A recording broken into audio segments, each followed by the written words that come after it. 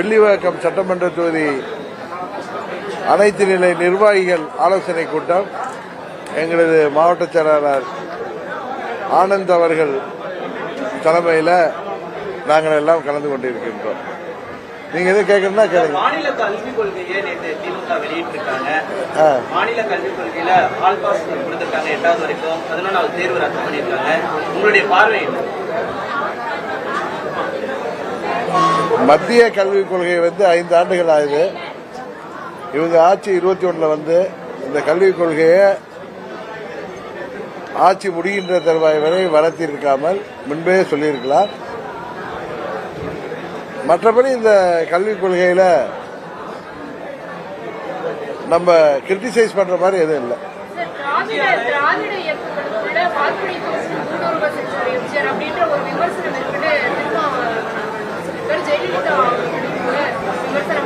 அது அவரே மறுத்திருக்காரு. மறுபடியும் நான் பார்த்தேன், ஊடகத்தில் மறுத்திருக்காரு. அவர் இப்ப சமீப காலமாக நண்பர் நான் பெரிதும் மதிக்கின்ற ஒரு அரசியல் கட்சியின் தலைவர் நண்பர் திருமாவளவன் என்னன்னு தெரியல, ஒரு கடந்த ஓராண்டாகவே அவர் பேசுவது நிறைய குழப்பங்கள் தெரிகிறது. முதல்ல ஒரு கருத்தை சொல்றாரு, இன்றைக்கு கூட அவர் சொல்லிட்டு அது தவறாக புரிந்து கொள்ளப்பட்டிருக்குன்னு சொல்றது தப்பு. அவர் தவறா ஏதோ அவர் நினைச்சு சொல்ல வந்ததோ மாத்தி சொல்லியிருக்காருன்னு நினைக்கிறேன். அப்புறம் சரி பண்ணியிருக்காரு. அதனால அதோட விட்டுருவோம். ஏன்னா புரட்சி தலைவர் அவர்களும் அம்மா அவர்களும் மறைந்தாலும் மக்கள் மத்தியில் வாழ்ந்து கொண்டிருக்கின்ற தலைவர்கள். அவர்கள் தீய சக்தி திமுகவை வீழ்த்த வேண்டும் என்கிற நோக்கத்தோடு ஆரம்பிக்கப்பட்டது புரட்சி தலைவர் காலத்திலே அந்த இயக்கம்.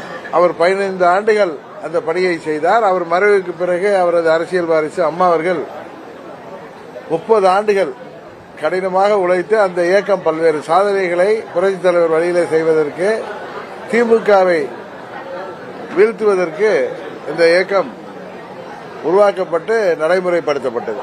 கடந்த வாரம் ஓ பன்னீர்செல்வம் தேசிய ஜனநாயக கூட்டணியில மறுபரிசீலனை செய்யணும்னு சொல்லியிருந்தீங்க. நாளைக்கு பாஜகவோட தேசிய பொதுச் செயலாளர் வீர சந்தோஷ் வராரு. அதுல வரக்கூடிய அவருக்கு ஓ பன்னீர்செல்வத்துக்கு அழைப்பு விடுத்திருக்காரு நேரில் சந்திக்கணும்னு.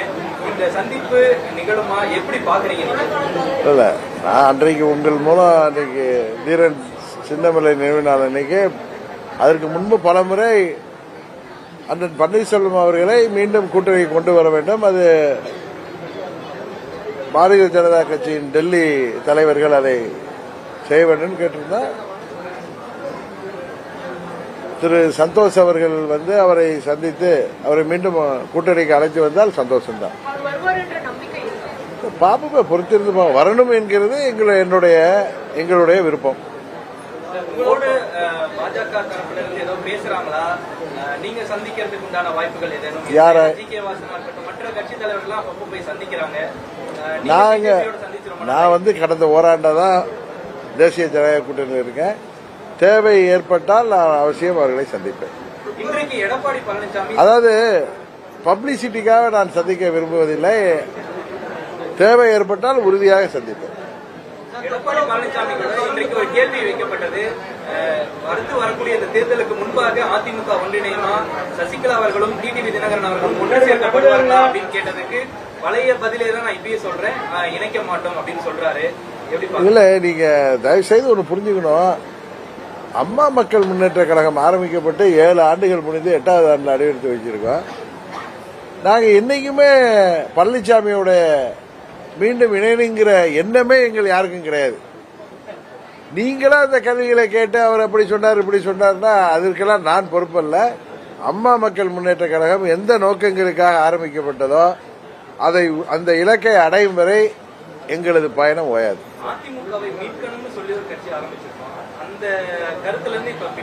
அதெல்லாம் பின்லாம் வாங்கல. திமுகங்கிற தீய சக்தியை வீழ்த்தணுங்கிறப்ப அம்மாவின் தொண்டர்கள் எல்லாம் ஒரே குடையின் கீழ், ஒரே கட்சியா இல்ல, ஒரே அணியின் கீழ் பணியாற்ற வேண்டும் என்பதற்காக எங்களது பல சண்டைகளை சச்சரவுகளை எல்லாம் ஓரம் தள்ளிவிட்டு அதையெல்லாம் பின்பு பார்த்துக் கொள்ளலாம் என்ற நோக்கத்தோடு தான் நாங்கள் தேர்தலை சந்திக்க தேசிய ஜனநாயக கூட்டணியின் முயற்சிக்கு ஒத்துழைப்பு தருகிறோம். இதை தாண்டி நீங்க என்ன கேள்வி கேட்டாலும் எங்க இயக்கம் எதற்காக ஆரம்பிக்கப்பட்டதோ அதை ஏற்கனவே சொன்ன அந்த இலக்குகளை அடையாமல் நாங்கள் ஓய மாட்டோம். என்னங்க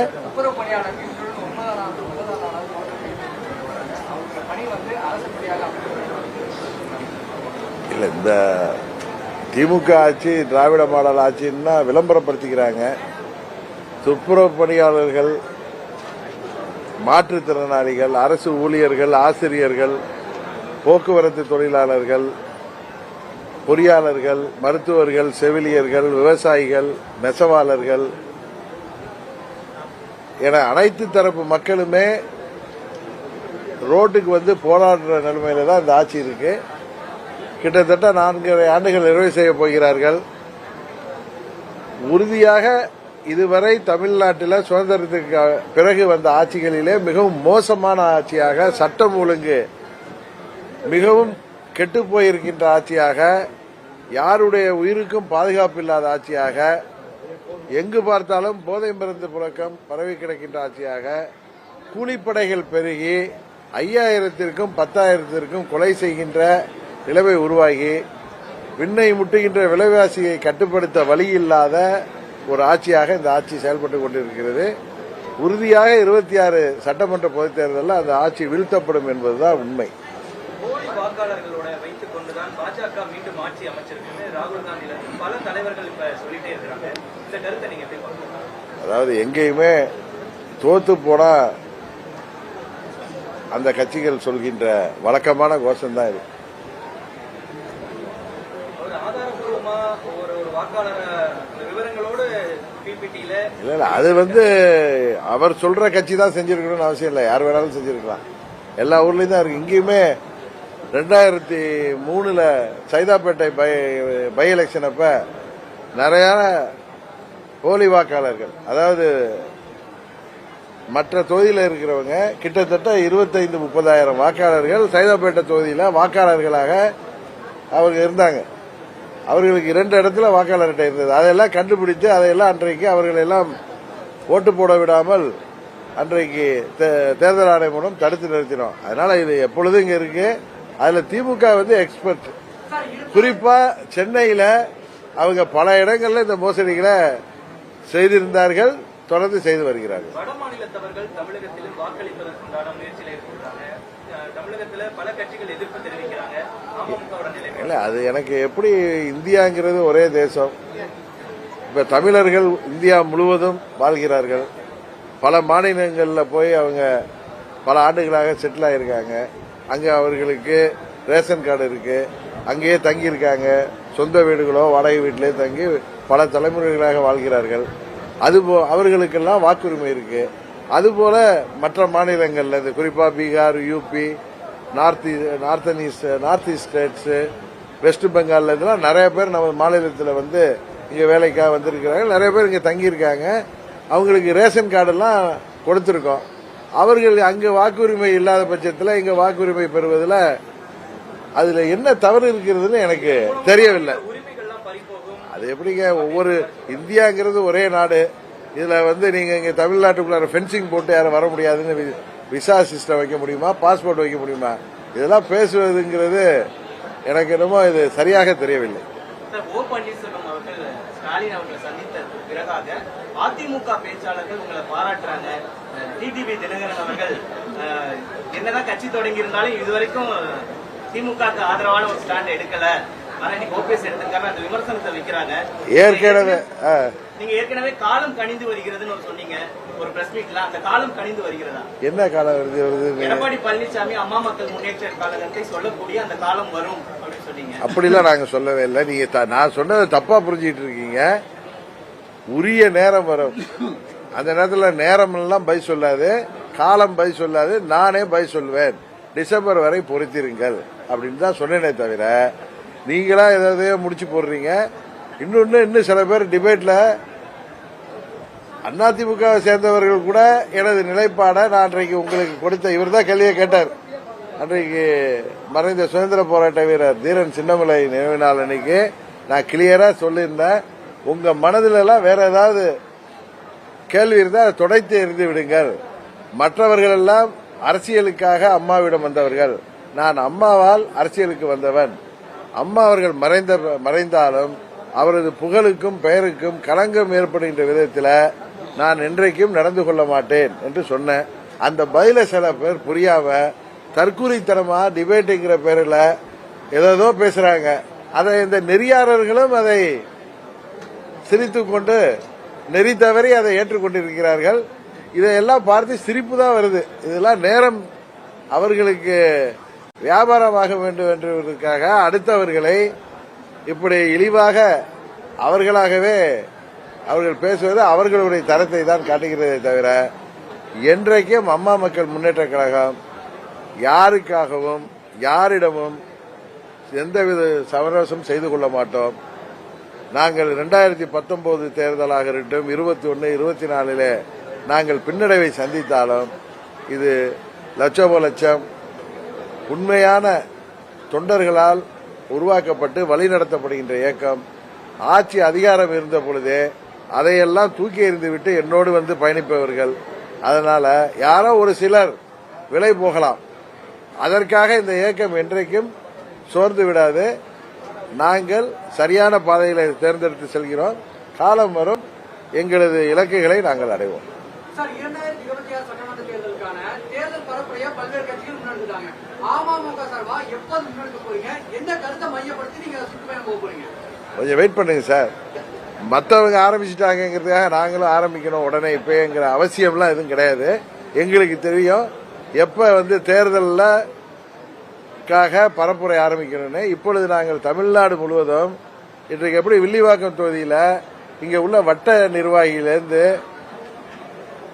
பகுதி நிர்வாகிகள் மற்ற அணி நிர்வாகிகள் ஒவ்வொரு தொகுதியிலையும் தேர்தல் பணிக்கு அவர்களை யாரெல்லாம் இந்த தொகுதியில் தேர்தல் பணியாற்ற போறாங்களோ அவர்களை சந்திக்கின்ற கூட்டம்.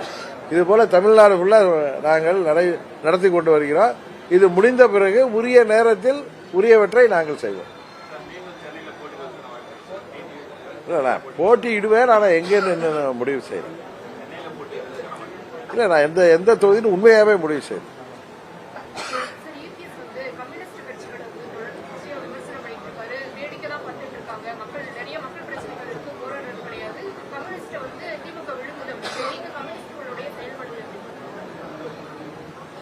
இல்ல, எம்எல்ஏ எம்பி சீட்டுக்காக கம்யூனிஸ்டுகள் நிறைய காம்ப்ரமைஸ் பண்ணிட்டு தான் போறாங்க. சில சமயங்கள்ல அவர் சிபிஎம் லீடர் சண்முகம் அவரை மீறி உண்மையை பேசி விடுகிறார். அடுத்த 26 சட்டமன்ற பொதுத் தேர்தலுக்கு முன்பு ஆளும் திமுக சொன்ன வாக்குறுதிகள் எல்லாம் நிறைவேற்றவில்லை என்றால் மக்களை சந்திப்பது கஷ்டமாக இருக்கும் அப்படின்னு சொல்லியிருக்காரு. ஆனா கம்யூனிஸ்டுகள் பழைய கம்யூனிஸ்டுகள் இல்ல. அவர் பெரியவர் நல்லக்கண்ணு, சங்கரையா போன்ற தலைவர்கள் வழி நடத்திய கம்யூனிஸ்டுகள் இல்ல. இப்ப கம்யூனிஸ்டுகளுடைய செயல்பாடு ரொம்ப மாடர்ன் ஆயிட்டு அவங்க எம்எல்ஏ எம்பி வந்தா போதுங்கிற அளவுக்கு அவங்க தங்களை தாங்களே திருப்திப்படுத்திக் கொள்கிறார்கள் என்பதுதான் உண்மை.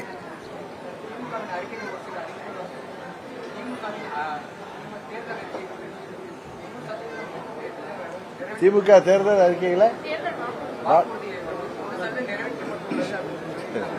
100% நீங்க தான் கேட்கணும். 100% அந்த 520 15 வச்சுக்கிட்டு இதுல ஏதோ நிறைவேற்றுறீங்கன்னு கேட்டீங்கன்னா நல்லா இருக்கும்.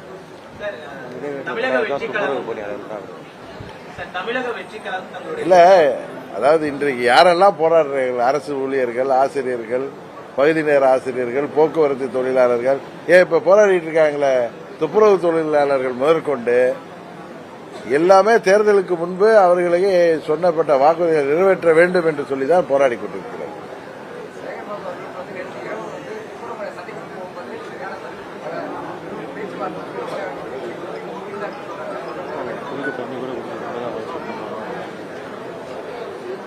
அவர் பாவம் சேகர்பாபு என்ன செய்வாரு? அவர் முதல்வர் வாக்குறுதிகளை கொடுத்துட்டு அவர் தான் இதெல்லாம் நிறைவேற்றணும். தமிழக வெற்றி கழகம் தன்னுடைய 2வது மாநாடு 21ஆம் தேதி நடத்த போறாங்க. அவர்களுடைய செயல்பாடுகளை எப்படி பாக்குறீங்க? விஜய் அவர்களுடைய செயல்பாடு நான் உங்களுக்கு பல முறை சொல்லியிருக்கேன். அம்மா மக்கள் முன்னேற்ற கழகத்தை யாராவது விமர்சித்தால் பதிலுக்கு வேண்டுமானால் விமர்சிப்பதை தவிர மற்றொரு அரசியல் கட்சியை பற்றி நாங்கள் கருத்து சொல்வது நாகரிகமாக இருக்காது என்று சொன்னேன். அதுதான் என்னுடைய நிலைப்பாடு. ஆணவ படுகொலைக்கு எதிராக பரிதாபங்கள் சொசைட்டி பரிதாபங்கள் சொல்லிட்டு பலர் எதிர்ப்பு தெரிவிச்சிருக்காங்க. உங்களுடைய கருத்து என்ன? நான் பார்க்கல அது என்னது ஆணவ படுகொலைகளுக்கு எதிராக கவின் ஆணவ படுகொலைக்கு பிறகாக பரிதாபங்கள்ன்ற அந்த யூடியூப் சேனல்ல கோபி சுதாகருடைய அந்த பரிதாபங்கள் காமெடி வீடியோ வந்து மிகப்பெரிய அளவுல பார்க்கப்பட்டிருக்கு. ஒரு தரப்பினர் ஆதரவாகவும் ஒரு தரப்பினர் எதிராகவும் சொல்லிட்டு இருக்காங்க. நான் அதை பார்க்கலங்க. நான் பார்த்துட்டு உங்கள்கிட்ட சொல்றேன். சரி.